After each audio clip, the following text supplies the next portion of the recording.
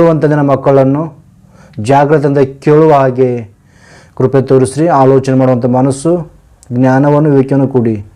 ನಿನ್ನ ಮಾತು ತೋರಿಸುವಂಥ ನನ್ನನ್ನು ನಿಮ್ಮ ಪರಿಶುದ್ಧಾತ್ಮನ ಸಹಾಯದಿಂದ ಮಾತಾಡುವಂತೆ ಕೃಪೆ ತೋರಿಸ್ರಿ. ಈ ಪ್ರಾರ್ಥನೆಯು ನಿಮ್ಮ ಮಗನೂ ನಮ್ಮ ರಕ್ಷಕನೂ ಆಗಿರುವ ಯೇಸುವಿನ ಅತಿ ಶ್ರೇಷ್ಠವಾದ ನಾಮದಲ್ಲಿ ಪ್ರಾರ್ಥಿಸಿ ಬಿಡುತ್ತೇವೆ, ನಮ್ಮ ಪರಲೋಕದ ತಂದೆ. ಆಮೇನ್. ನಿಮ್ಮೆಲ್ಲರಿಗೂ ಯೇಸು ಕ್ರಿಸ್ತನ ನಾಮದಲ್ಲಿ ನನ್ನ ಹೃದಯಪೂರ್ವಕವಾದ ವಂದನೆ ತಿಳಿಸ್ತಿದ್ದೇನೆ. ಪ್ರಿಯರೇ, ಕರ್ತನಲ್ಲಿ ಪ್ರಿಯರಾದ ದೇವರ ಮಕ್ಕಳೇ, ಈ ದಿನ ಒಂದು ಅದ್ಭುತವಾದಂಥ ಒಂದು ಟೈಟಲು ನಿಮ್ಮೊಟ್ಟಿಗೆ ನಾನು ಮಾತಾಡ್ತಾ ಇದ್ದೇನೆ. ನೀವೆಲ್ಲರೂ ಕೂಡ ಜಾಗ್ರತೆಯಿಂದ ಕೇಳಿ ಆಲೋಚನೆ ಮಾಡಿ ದೇವರ ವಾಕ್ಯವನ್ನು ತಿಳಿದುಕೊಳ್ಬೇಕೆಂಬುದಾಗಿ ವಿನಂತಿಸ್ತಾ ಇದ್ದೇನೆ. ನಾನು ಮಾತಾಡುವಂಥ ಒಂದು ಸಬ್ಜೆಕ್ಟ್ ಏನಂದರೆ, ದೇವರ ಸೇವೆಗಾಗಿ ದೇವರು ಕರೆಯುತ್ತಾರ ಎಂಬುದಾಗಿ ನಾನು ಮಾತಾಡ್ತಾ ಇದ್ದೇನೆ. ಮತ್ತೊಂದು ಸಾರಿ ಟೈಟಲು, ದೇವರ ಸೇವೆಗಾಗಿ ದೇವರು ಕರೆದಿದ್ದಾರ. ಈ ಸಬ್ಜೆಕ್ಟ್ ಯಾಕೆ ಆಲೋಚನೆ ಮಾಡ್ತಾ ಇದ್ದೇವೆ ಎಂಬುದಾಗಿ ನಾವು ಆಲೋಚನೆ ಮಾಡುವಾಗ, ನಮ್ಮ ಕ್ರೈಸ್ತ ಸಮಾಜದಲ್ಲಿ ದೇವರ ಕೆಲಸವನ್ನು ಮಾಡುವಾಗ, ಅಂದರೆ ದೇವರ ಸುವಾರ್ತೆ ಕೆಲಸ ಮಾಡುವಾಗ, ಕೆಲವರು ದೇವರ ಸುವಾರ್ತೆಗೋಸ್ಕರ, ದೇವರ ಕೆಲಸ ಮಾಡೋದಕ್ಕೋಸ್ಕರ, ಸುವಾರ್ತೆ ಕೆಲಸಕ್ಕೋಸ್ಕರ, ಸೇವೆಗೋಸ್ಕರ ಹೋಗ್ತಾ ಇದ್ದಾರೆ ಕೆಲವರು. ಇನ್ನು ನಮ್ಮ ಕ್ರೈಸ್ತ ಸಮಾಜದಲ್ಲಿ ಕೆಲವರು ದೇವರ ಸೇವೆಗೆ ಹೋಗದೆ ಮನೆಯಲ್ಲಿ ಕೂತಿದ್ದಾರೆ. ಯಾಕೆ ಅಂತ ಅವರನ್ನು ನಾವು ಪ್ರಶ್ನೆ ಮಾಡುವಾಗ ಅವರು ಹೇಳುವಂಥ ಮಾತೇನೆಂದರೆ, ದೇವರ ಸೇವೆಗೆ ದೇವರು ನಮ್ಮನ್ನು ಇನ್ನೂ ಕರೆದಿಲ್ಲ. ದೇವರ ಕರೆಯುವಿಕೆ ಯಾವಾಗಾಯ್ತು ಬರ್ತದೋ, ದೇವರು ಯಾವಾಗಾಯ್ತು ನಮ್ಮನ್ನು ಕರೀತಾರೋ ಆವಾಗ ಸೇವೆಗೆ ಹೋಗುವಂಥದ್ದು ಒಳ್ಳೆಯದು ಎಂಬುದಾಗಿ ನಮ್ಮನ್ನು ಹೇಳ್ತಾರೆ ಪ್ರಿಯರೇ. ಆದರೆ ಇನ್ನು ಕೆಲವರು ದೇವರ ಕೆಲಸ ಮಾಡಬೇಕು, ದೇವರ ಸುವಾರ್ತೆ ಕೆಲಸ ಮಾಡಬೇಕು ಎಂಬುದಾಗಿ ಆಲೋಚನೆ ಮಾಡಿ ನಮ್ಮ ಕ್ರೈಸ್ತ ಸಮಾಜದಲ್ಲಿ ಕೆಲವರು ಸುವಾರ್ತೆಗೆ ಹೋಗುವಾಗ, ಅಂದರೆ ಅವ್ರ ಮೇಲ್ಗಡೆ ಇರ್ತಕ್ಕಂಥ ಅಧಿಕಾರಿ, ಅಂದರೆ ದೊಡ್ಡ ಸ್ಥಾನ ತಿಳ್ಕೊಳ್ಳುವಂಥ ಕೆಲವರು ಸೇವಕರು ಇರ್ತಾರಲ್ಲ, ಅಂಥ ಸೇವಕರು ಸಣ್ಣವರು ಅಂದರೆ ಯವನಸ್ಥರು ದೇವರ ಸೇವೆಗೋಸ್ಕರ ಹೋಗುವಾಗ ಅವರಿಗೆ ಕೇಳುವಂಥ ಪ್ರಶ್ನೆ ಏನಂದರೆ, ಬ್ರದರ್, ನೀವು ಸುವಾರ್ತೆಗೋಸ್ಕರ ಬರ್ತಾ ಇದ್ದೀರಿ, ಸುವಾರ್ತೆ ಕೆಲಸ ಮಾಡ್ತಾ ಇದ್ದೀರಿ, ಒಳ್ಳೆಯದು, ಸಂತೋಷ. ಆದರೆ ದೇವರ ಸುವಾರ್ತೆ ಕೆಲಸ ಮಾಡೋದಕ್ಕೋಸ್ಕರ ದೇವರು ನಿಮ್ಮನ್ನು ಕರೆದಿದ್ದಾರ? ದೇವರ ಸುವಾರ್ತೆ ಮಾಡೋದಕ್ಕೆ ದೇವರ ಪಿಲಿಪು ನಿಮಗಿದೆಯಾ? ದೇವರು ನಿಮ್ಮನ್ನು ಕರೆದಿದ್ದಾರ ಅಂಥೇಳಿ ಸೇವೆ ಮಾಡುವಂಥ ಸೇವಕರಿಗೆ, ಯವನಸ್ಥರಿಗೆ, ಮೇಲುಗಡೆ ಇರ್ತಕ್ಕಂಥ ಅಂದರೆ ಉನ್ನತ ಸ್ಥಾನದಲ್ಲಿರ್ತಕ್ಕಂಥ ಸೇವಕರು, ದೊಡ್ಡ ಸ್ಥಾನದಲ್ಲಿರ್ತಕ್ಕಂಥ ಸೇವಕರು, ಪ್ರಶ್ನೆ ಮಾಡುವಂಥ ಬೋಧಕರು ಇದ್ದಿದ್ದಾರೆ ಪ್ರೇರೆ ಕೆಲವರು. ಆದರೆ ನಿಜವಾಗಲೂ ದೇವರ ಸೇವೆ ಮಾಡಬೇಕಂದ್ರೆ ದೇವರು ಕರಿಬೇಕಾ? ಅವ್ರು ಹೇಳುವಂಥ ಪ್ರಶ್ನೆ ಏನಂದರೆ, ದೇವರು ಒಂದು ವೇಳೆ ಕರೆದರೆ ನಾವು ಮಾಡುವಂಥ ಸೇವೆ ಉನ್ನತ ಸ್ಥಿತಿಯಲ್ಲಿ ಬೆಳೆಯುತ್ತದೆ. ದೇವರ ಕರೆಯುವಿಕೆ ಇದ್ದರೆ ನಮ್ಮ ಸಭೆಗಳು ಡೆವಲಪ್ಮೆಂಟ್ ಆಗುತ್ತವೆ. ಒಂದು ವೇಳೆ ದೇವರು ನಮ್ಮನ್ನು ದೇವರ ಸೇವೆಯಲ್ಲಿ ಕರೆದಿಲ್ಲ ಅಂದರೆ ನಮ್ಮ ಸೇವೆ ಅಭಿವೃದ್ಧಿ ಆಗೋದಿಲ್ಲ.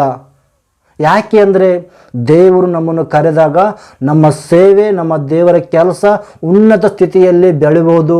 ಅನೇಕ ಆತ್ಮಗಳನ್ನು ನಾವು ಸಂಪಾದನೆ ಮಾಡ್ಕೊಳ್ಬೋದು. ದೇವರ ಕರೆಯುವಿಕೆ ಇಲ್ಲದೆ ನಾವು ಏನು ಮಾಡೋಕ್ಕೂ ಕೂಡ ಸಾಧ್ಯ ಇಲ್ಲ ಅಂಥೇಳಿ ಕೆಲವರು ಹೇಳುವಂಥರಿದ್ದಾರೆ ಪ್ರಿಯರೇ. ಅದಕ್ಕೋಸ್ಕರ ಏನು ಮಾತಾಡ್ತಾ ಇದ್ದೇನೆಂದರೆ, ದೇವರ ಸೇವೆಗಾಗಿ ದೇವರು ಕರೆದಿದ್ದಾರ ಅಥವಾ ಕರೀತಾರ ಎಂಬುದಾಗಿ ನಾನು ಮಾತಾಡ್ತಿದ್ದೇನೆ. ಯಾಕಂದರೆ ಕ್ರಿಸ್ತ ಪೂರ್ವದಲ್ಲಿ ನೋಡುವಾಗ ಕೆಲವೊಂದು ಭಕ್ತರಿಗೆ, ಕೆಲವೊಬ್ಬರಿಗೆ ದೇವರೇನು ಮಾಡಿದ್ದಾರೆ ಅಂದರೆ ದರ್ಶನ ಮೂಲಕ ಕರೆದಿದ್ದಾರೆ, ಕೆಲವೊಬ್ಬರಿಗೆ ಕನಸಿನ ಮೂಲಕ ಕರೆದಿದ್ದಾರೆ, ಒಬ್ಬರಿಗೆ ಹೆಸರು ಕೊಟ್ಟು ಕರೆದಿದ್ದಾರೆ. ಈ ರೀತಿಯಾಗಿ ಕೆಲವೊಂದು ಭಕ್ತರಿಗೆ ಕ್ರಿಸ್ತ ಪೂರ್ವದಲ್ಲಿ ದೇವರು ಕರೆದಿದ್ದಾರೆ ಪ್ರಿಯರೇ. ಅವರಿಗೆ ದೇವರು ಕರೆದಿದ್ದಾರೆ. ಅದನ್ನು ಇವಾಗ ಮೊದಲನೇ ಶತಮಾನದಲ್ಲಿರ್ತಕ್ಕಂಥ ನಾವು, ಅಂದರೆ ಈಗಿರ್ತಕ್ಕಂಥ ಕ್ರೈಸ್ತರು ಕ್ರಿಸ್ತ ಪೂರ್ವದಲ್ಲಿ ಯಾವ ರೀತಿಗೆ ದೇವರು ದರ್ಶನ ಕೊಟ್ಟು ಕರೆದಿದ್ದಾರೋ ಈ ರೀತಿಗೆ ಇವಾಗಲೂ ಕೂಡ ನಮ್ಮನ್ನು ಕೂಡ ಅದೇ ರೀತಿಯಲ್ಲಿ ಕರೀತಾರೇನೋ ಎಂಬುದಾಗಿ ಆಲೋಚನೆಯಲ್ಲಿ ಇದ್ದಿದ್ದಾರೆ ಪ್ರಿಯರೇ ನಮ್ಮ ಕ್ರೈಸ್ತ ಸಮಾಜದಲ್ಲಿ. ಅದಕ್ಕೋಸ್ಕರ ಕ್ರಿಸ್ತ ಪೂರ್ವದಲ್ಲಿ ನೋಡುವಾಗ ದೇವರು ಕೆಲವೊಬ್ಬರು ಭಕ್ತರಿಗೆ ಕರೆದಿದ್ದಾರಲ್ಲ, ಅವನು ಅಬ್ರಾಮನ ಆಗಿರ್ಬೋದು, ಇಲ್ಲಾಂದರೆ ಮೋಶೆ ಆಗಿರ್ಬೋದು, ಇಲ್ಲಾಂದರೆ ಸಮವೇಲನು ಪ್ರವಾದಿ ಆಗಿರ್ಬೋದು, ಯೆಶಾಯ ಪ್ರವಾದಿ ಆಗಿರ್ಬೋದು, ಯೆರೆಮೀಯ ಪ್ರವಾದಿ ಆಗಿರ್ಬೋದು.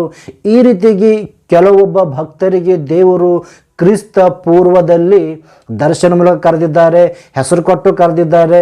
ತಾಯಿಯ ಗರ್ಭದಲ್ಲಿ ಇರುವಾಗಲೇ ಕೆಲವರನ್ನು ಆರಿಸಿಕೊಂಡಿದ್ದಾರೆ. ಈ ರೀತಿ ಆಲೋಚನೆ ಮಾಡಿ ದೇವರು ಈ ದಿನಗಳಲ್ಲಿ ನಮ್ಮನ್ನು ಕ್ರಿಸ್ತನ ಸೇವೆ ಸುವಾರ್ಥ ಕೆಲಸ ಮಾಡಬೇಕಂದ್ರೆ ದೇವರು ನಮ್ಮನ್ನು ಕೂಡ ಕರಿತಾರೇನೋ, ಏನಾದರೂ ದರ್ಶನ ಕೊಡ್ತಾರೇನೋ, ದೇವರು ನಮ್ಮನ್ನು ಕರಿತಾರೇನೋ ಎಂಬಂಥ ಅಭಿಪ್ರಾಯದಲ್ಲಿ ಆಲೋಚನೆಯಲ್ಲಿ ಇದ್ದಿದ್ದಾರೆ ನಮ್ಮ ಕ್ರೈಸ್ತ ಸಮಾಜದಲ್ಲಿ ಪ್ರಿಯರೇ. ಅದಕ್ಕೋಸ್ಕರ ನಾವೇನಂದರೆ ಕ್ರಿಸ್ತ ಪೂರ್ವದಲ್ಲಿ ಕರೆದಿನಂಥ ಉದ್ದೇಶ ಏನಂದರೆ, ಮೋಶೆ ಕರೆದಿದ್ದಾರೆ. ಎಲ್ಲಿರುತ್ತೆ ಮಾತಂದರೆ ದೇವರು ಮೋಶೆ ಕರೆದಿದ್ದಾರೆ. ಒಂದು ಸಾರಿ ಆ ವಚನ ನೋಡ್ಕೊಳ್ಳೋಣ ಪ್ರಿಯರೇ. ಎಲ್ಲಿ ಅಂದರೆ ವಿಮೋಚನೆ ಕಾಂಡ 3ನೇ ಅಧ್ಯಾಯ, ವಿಮೋಚನೆ ಕಾಂಡ 3ನೇ ಅಧ್ಯಾಯ 4ನೇ ವಚನ ಪ್ರಿಯರೇ. ಅಲ್ಲಿ ಏನು ಬರೆಯಲ್ಪಟ್ಟಿದೆ ಅಂದರೆ,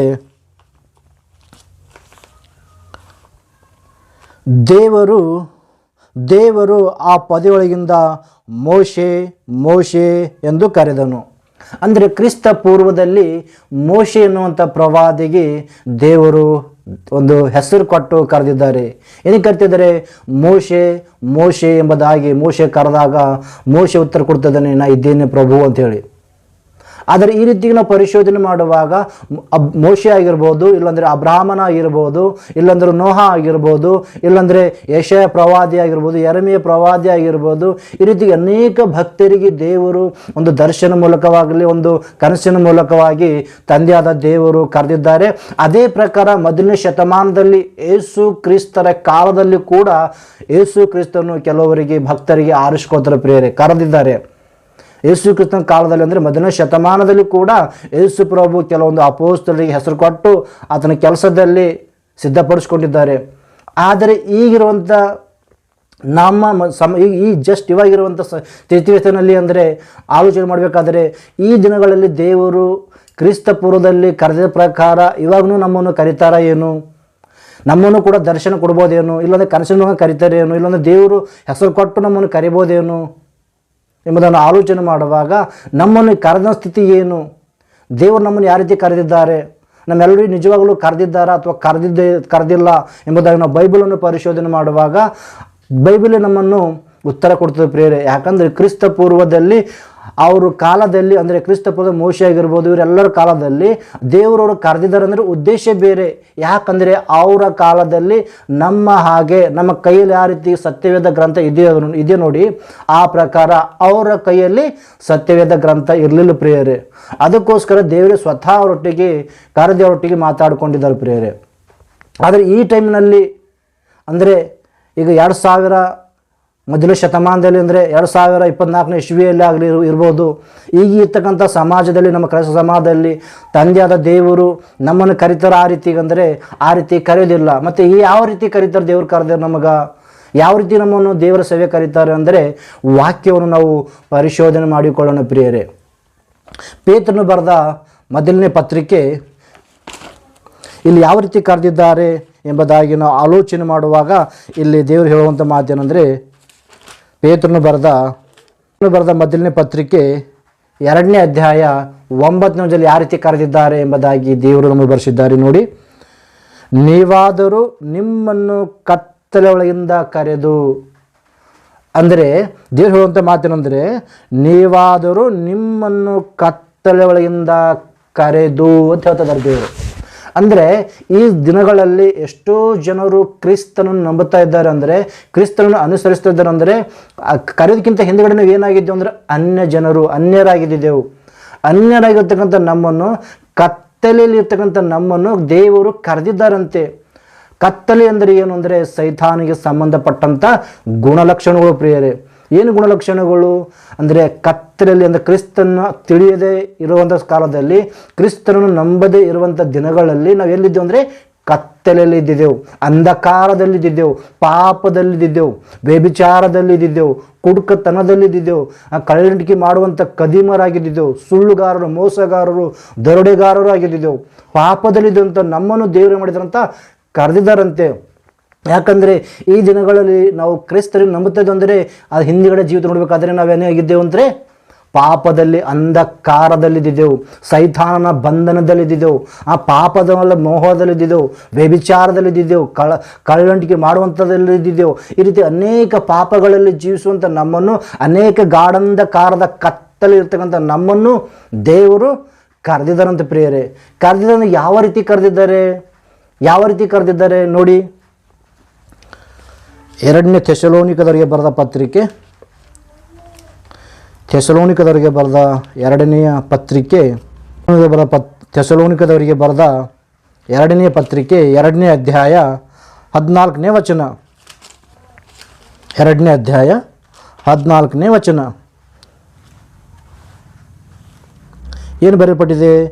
ನೀವು ಹೀಗೆ ರಕ್ಷಿಸಲ್ಪಟ್ಟು ನಮ್ಮ ಕರ್ತನಾದ ಯೇಸು ಕ್ರಿಸ್ತನ ಪ್ರಭಾವವನ್ನು ಸಂಪಾದಿಸಿಕೊಳ್ಳಬೇಕೆಂದು ದೇವರು ನಮ್ಮ ಸುವಾರ್ತೆಯ ಮೂಲಕವಾಗಿ ನಿಮ್ಮನ್ನು ಕರೆದನು. ಹೆಂಗೆ ಕರೆದನ ದೇವರು? ಸುವಾರ್ತೆಯ ಮೂಲಕವಾಗಿ ನಮ್ಮನ್ನು ಕರೆದಿದ್ದಾರಂತೆ. ಅಂದರೆ ನಮ್ಮ ಭಾರತ ದೇಶ ಇರ್ತಕ್ಕಂಥ ಎಲ್ಲ ಕ್ರೈಸ್ತರಿಗೆ, ಪ್ರತಿಯೊಬ್ಬ ಕ್ರೈಸ್ತರೆಂದು ಕರೆಯಲ್ಪಡ್ತಾನೆ ಪ್ರತಿಯೊಬ್ಬರಿಗೆ ದೇವರು ಯಾವ ರೀತಿ ಕರೆದಿದ್ದಾರಂತೆ? ಸುವಾರ್ತೆ ಮೂಲಕವಾಗಿ ದೇವರು ಕರೆದಿದ್ದಾರಂತೆ. ಯಾವ ರೀತಿ ಕರೆದಂದರೆ ಸುವಾರ್ತೆ ಮೂಲಕ. ನಮ್ಮ ಭಾರತ ದೇಶದಕ್ಕಂಥ ಕ್ರೈಸ್ತರು ಕರೆಯಲ್ಪಡ್ತಿದ್ದೇವೆ ನಾವೆಲ್ಲರೂ ಕೂಡಲ್ಲ. ನಮಗೆ ಕರೆದಿದ್ದಾರಂದರೆ, ಕರೆದಿರುವಾಗ ಯಾವ ರೀತಿ ಕರೆದಿದ್ದಾರಂದರೆ ಸುವಾರ್ತೆಯ ಮೂಲಕ. ಅಂದರೆ ದೇವರ ವಾಕ್ಯ ನಮ್ಮ ಹತ್ರ ಬಂದಾಗ ಆ ವಾಕ್ಯವನ್ನು ಕೇಳಿ ಆ ವಾಕ್ಯದಿಂದ ನಮ್ಮನ್ನು ನಾವು ಅರ್ಥಕೊಂಡು ಆ ವಾಕ್ಯ ನಮ್ಮ ಹೃದಯದ ಅಲ್ಲುಗು ನೊಟ್ಟಂತೆ ಆಗಿ, ನಾನು ಪಾಪಿ, ನನಗೋಸ್ಕರನೇ ಕ್ರಿಸ್ತನು ಲೋಕಕ್ಕೆ ಬಂದಿದ್ದಾರೆ ಅಂಥೇಳಿ ಆ ಸುವಾರ್ತೆಯನ್ನು, ಕ್ರಿಸ್ತನ ಜನನವನ್ನು, ಕ್ರಿಸ್ತನ ಮರಣವನ್ನು, ಆತ ನಮಗೋಸ್ಕರ ಪಟ್ಟಂಥ ಪ್ರಯಾಸವನ್ನು ಅರ್ಥ ಮಾಡಿಕೊಂಡು ಆ ಸುವಾರ್ತೆ ತಿಳ್ಕೊಂಡು ಕ್ರಿಸ್ತನಿಗೆ ನಂಬಿಕೊಂಡಿದ್ದೆವು ಪ್ರಿಯರೇ. ಹೌದಲ್ಲ? ಯಾವ ರೀತಿ ಕಳೆದನಂದರೆ ಆ ಸುವಾರ್ತೆನ ಕೇಳಿ ದೇವರಿಗೆ ನಂಬಿದ್ದೆವು. ಸುವಾರ್ತೆ ನಮ್ಮ ಕಿವಿಗೆ ಬೆಳಿಲಿಲ್ಲ ಅಂದ್ರೆ ನಾವು ಯಾರನ್ನೂ ಕೂಡ ನಂಬಿಲ್ಲ. ಈ ಸಮಾಜದಲ್ಲಿ ಅಂದರೆ ನಮ್ಮ ಭಾರತದಲ್ಲಿರ್ತಕ್ಕಂಥ ಪ್ರತಿಯೊಬ್ಬರೂ ಕೂಡ ಕ್ರಿಸ್ತನಿಗೆ ನಂಬಿದ್ದಾರೆ. ಅಂದರೆ ಮೊಟ್ಟ ಮೊದಲನವ್ರಿಗೆ ಏನು ಗೊತ್ತಾಗಿದೆ ಅಂದರೆ ಸುವಾರ್ತೆ ಮೂಲಕ ದೇವರು ಕರೆದಿದ್ದಾರೆ. ಅಂದರೆ ಸುವಾರ್ತೆ ಅವ್ರ ಕಿವಿಯಲ್ಲಿ ಬಿದ್ದಿದೆ. ಯಾವ ರೀತಿ ಬಿದ್ದಿದೆ? ಕೆಲವರು ಯೂಟ್ಯೂಬ್ ಮೂಲಕ ವಾಕ್ಯ ಕೇಳಿರ್ಬೋದು, ಇಲ್ಲಾಂದರೆ ಕೆಲವರು ಫೇಸ್ಬುಕ್ ಮೂಲಕ ವಾಕ್ಯ ಕೇಳಿರ್ಬೋದು, ಇಲ್ಲೊಂದು ಕೆಲವರು ವಾಟ್ಸಪ್ ಮೂಲಕ, ಇಲ್ಲೊಂದು ಇನ್ಸ್ಟಾಗ್ರಾಮ್ ಮೂಲಕ, ಈ ರೀತಿಗೆ ರಕರಕವಾದ ರೀತಿಯಲ್ಲಿ ಪ್ರತಿಯೊಬ್ಬರಿಗೆ ಸುವಾರ್ತೆ ಅಂತಕ್ಕಂಥದ್ದು ತಲುಪಿದೆ ಪ್ರಿಯರೇ. ಆ ಸುವಾರ್ತೆ ಮೂಲಕವಾಗಿ ದೇವರು ನಮ್ಮನ್ನು ಕರೆದಿದ್ದಾರಂತೆ. ಅಂದರೆ ಇವಾಗ ನಮಗೆ ದರ್ಶನ ಕೊಟ್ಟು ಕರೆಯುವಂಥ ಅವಶ್ಯಕತೆ ಇಲ್ಲ. ಯಾವ ರೀತಿ ಕರೆದಿದ್ದಾನೆ ದೇವರು? ಪ್ರತಿ ಒಬ್ಬೊಬ್ಬರಿಗೆ ಸುವಾರ್ತೆಯ ಮೂಲಕವಾಗಿ ದೇವರು ನಮ್ಮನ್ನು ಕರೆದಿದ್ದಾರಂತೆ. ವಾಕ್ಯ ನೋಡಿ ಒಂದು ಸರಿ. ಥೆಸಲೋನಿಕದವರಿಗೆ ಬರೆದ 2ನೇ ಥೆಸಲೋನಿಕದವರಿಗೆ ಬರೆದ ಪತ್ರಿಕೆ 2ನೇ ಅಧ್ಯಾಯ 14ನೇ ವಚನ. ಯೇಸು ಕ್ರಿಸ್ತನ ಪ್ರಭಾವವನ್ನು ಸಂಪಾದಿಸಿಕೊಳ್ಳಬೇಕೆಂದು ದೇವರು ನಮ್ಮ ಸುವಾರ್ತೆ ಮೂಲಕವಾಗಿ ನಿಮ್ಮನ್ನು ಕರೆದನು. ಯಾವ ರೀತಿ ಕರೆದಂದರೆ ಸುವಾರ್ತೆ ಮೂಲಕವಾಗಿ. ಎಷ್ಟು ಜನರು ಕೂಡ ದೇವರನ್ನು ನಂಬಿದ್ದಾರಂದರೆ ಕಾರಣ ಅಂದರೆ ಸುವಾರ್ತೆಯವ್ರ ಹತ್ರ ಹೋಗಿರುವುದರಿಂದ, ಸುವಾರ್ತೆ ಮೂಲಕವಾಗಿ ಅವರು ದೇವರನ್ನು ಅರ್ಥ ಮಾಡಿಕೊಂಡಿದ್ದಾರೆ, ದೇವರನ್ನು ತಿಳಿದುಕೊಂಡಿದ್ದಾರೆ, ದೇವರನ್ನು ಅರ್ಥ ಮಾಡಿಕೊಂಡು ದೇವರನ್ನು ನಂಬಿದ್ದಾರೆ. ಏನನ್ನು ನಂಬಿದ್ದಾರೆ? ಒಂದು ಕಾಲದಲ್ಲಿ ನಾವು ಪಾಪದಲ್ಲಿದ್ದೆವು, ಯೇಸು ಕ್ರಿಸ್ತ ನಮಗೋಸ್ಕರನೇ ಈ ಲೋಕಕ್ಕೆ ಬಂದಿದ್ದಾರೆ. ಆ ಯೇಸು ಕ್ರಿಸ್ತನ ಮೂಲಕ ನಮ್ಮ ಪಾಪ ಕ್ಷಮಾಪಣೆ ಅದ. ಆ ಯೇಸು ಕ್ರಿಸ್ತನ ಮೂಲಕನೇ ಪರಲೋಕಕ್ಕೆ ಹೋಗೋದಕ್ಕೆ ಅವಕಾಶ ಅದ. ಆ ಪರಲೋಕ ಹೋಗ್ಬೇಕಂದ್ರೆ ಮಾರ್ಗ ಯೇಸು ಕ್ರಿಸ್ತನರ. ಆ ಯೇಸು ಕ್ರಿಸ್ತನ ಮೂಲಕ ನಮ್ಮ ಪಾಪ ಪರಿಹಾರ ಅದ. ಆ ಯೇಸು ಕ್ರಿಸ್ತನ ಮೂಲಕನೇ ನಮಗೆ ಮೋಕ್ಷ ಅದ, ನಿತ್ಯ ಲೋಕ ಅಂತೇಳಿ ಆ ಸುವಾರ್ತೆ ಕೇಳಿ, ಆ ಸುವಾರ್ತೆ ಅರ್ಥ ಮಾಡಿಕೊಂಡು ಕ್ರಿಸ್ತನಿಗೆ ನಂಬಿಕೊಂಡಿದ್ದೆವು. ನಂಬಿಕೊಂಡಂತ ಮೇಲೆ ನಾವು ಏನು ಮಾಡ್ಬೇಕು? ಇವಾಗ ನಮ್ಮ ಪಾಪ ಕ್ಷಮಾಪಣೆಗೋಸ್ಕರ ಸುವಾರ್ತೆ ಕೇಳಿದೆ. ಕ್ರಿಸ್ತ ನಮಗೋಸ್ಕರ ಬಂದಿದ್ದಾರೆ ಅಂತ ತಿಳ್ಕೊಂಡ ಮ್ಯಾಕ ಆ ಸುವಾರ್ತೆ ನಮ್ಮ ಹತ್ರ ಬಂದಾಗ, ಸುವಾರ್ತೆ ಮೂಲಕವಾಗಿ ದೇವರು ನಮ್ಮನ್ನು ಕರೆದಾಗ, ಕರೆದ ನಂತರ ಏನು ಮಾಡಬೇಕು? ಸುವಾರ್ತೆ ಕೆಲಸ ಮಾಡಬೇಕಾ ಅಥವಾ ಮಾಡಿಕೊಡ್ದು? ಪಾಪದಲ್ಲಿರ್ತಕ್ಕಂಥ ನಮ್ಮನ್ನು, ಅಂಧಕಾರದಲ್ಲಿರ್ತಕ್ಕಂಥ ನಮ್ಮನ್ನು, ಸೈತಾನನ ಬಂಧನದಲ್ಲಿರ್ತಕ್ಕಂಥ ನಮ್ಮನ್ನು ದೇವರು ಸುವಾರ್ತೆ ಮೂಲಕ ಬಿಡಿಸಿದ್ದಾರೆ. ಆ ಸುವಾರ್ತೆ ಅರ್ಥ ಮಾಡ್ಕೊಂಡು ನಾವು ಪಶ್ಚಾತ್ತಾಪಟ್ಟಿದ್ದೇವೆ. ಏನಂದರೆ ನಾನು ಪಾಪಿ, ನಾನು ದೇವರಿಗೆ ವಿರೋಧವಾಗಿ ಬದುಕ್ತಾ ಇದ್ದೇನೆ, ನಾನು ಕುಡುಕನಾಗಿ, ಕದಿಮನಾಗಿ, ಕಳ್ಳನಾಗಿ, ದ್ರೋಹಿಯಾಗಿ, ವ್ಯಭಿಚಾರಿಯಾಗಿ ಬದುಕಿ ದೇವರಿಗೆ ವಿರೋಧವಾಗಿ ಜೀವಿಸುವಂಥ ನನ್ನನ್ನು ಕ್ರಿಸ್ತನು ನನಗೋಸ್ಕರ ಈ ಲೋಕಕ್ಕೆ ಬಂದು ನನ್ನ ಪಾಪಕ್ಕೋಸ್ಕರನೇ ಆ ಸಿಲುವೆಯ ಮೇಲೆ ಸತ್ತು ಹುಣಲ್ಪಟ್ಟು ತಿರುಗಿ 3ನೇ ದಿನ ಎದ್ದಿದ್ದಾರೆ. ಆತ ನನಗೋಸ್ಕರ ಮರಣಿಸಿದಂತ ನಂಬಿ ದೀಕ್ಷೆಯನ್ನು ತೆಗೆದುಕೊಂಡಿದ್ದ ನಮ್ಮನ್ನು ದೇವರು ಏನು ಮಾಡಕ್ಕೆ ಕರೆದಾರಂತೆ? ಸುವಾರ್ತೆ ಕರೆದಿದ್ದಾರೆ. ತಿಳ್ಕೊಂಡೆ ನಾವು ನಂಬುತ್ತಾ ಇದ್ದೇವೆ. ಆದರೆ ಸುವಾರ್ತೆಯನ್ನು ತಿಳ್ಕೊಂಡ ಮ್ಯಾಕ, ನಂಬಿದ ಮ್ಯಾಕ ಆ ಸುವಾರ್ತೆ ಕರೆದಾಗ ಮತ್ತೆ ನಾವು ಏನು ಮಾಡಬೇಕು? ಮತ್ತು ಸರಿ ಬರ್ರಿ, ಪೇತ್ರನು ಬರೆದ ಮೊದಲನೇ ಪತ್ರಿಕೆ 2ನೇ ಅಧ್ಯಾಯ, ಪೇತ್ರನು ಬರೆದ ಮೊದಲನೇ ಪತ್ರಿಕೆ 2ನೇ ಅಧ್ಯಾಯ 9ನೇ ವಚನ. 2ನೇ ಅಧ್ಯಾಯ 9ನೇ ವಚನ ಏನು ಬರೆಯಲ್ಪಟ್ಟಿದೆ ನೋಡಿ. ನೀವಾದರೂ ನಿಮ್ಮನ್ನು ಕತ್ತಲೆಯೊಳಗಿಂದ ಕರೆದು, ಒಂದು ಕಾಲದಾನ ಎಲ್ಲಿದ್ದೀವಿ ಅಂತ, ಕತ್ತಲೆಯಲ್ಲಿದ್ದೀವಿ ಅಂತ. ಕತ್ತಲೆಯದನ್ನು ನಮ್ಮೆಲ್ಲರನ್ನು ಅಂದರೆ ಭೂಮಿ ಇರ್ತಕ್ಕಂಥ ಸರ್ವ ಮಾನವನು ಈ ಕಾಲದಲ್ಲಿ, ಈ ಸಮಯದಲ್ಲಿ ಯಾವ ರೀತಿ ಕರೆದಿದ್ದ ದೇವರು ಅಂದರೆ ಸುವಾರ್ತೆಗೆ ಕರೆದಿದ್ದಾರಂತೆ.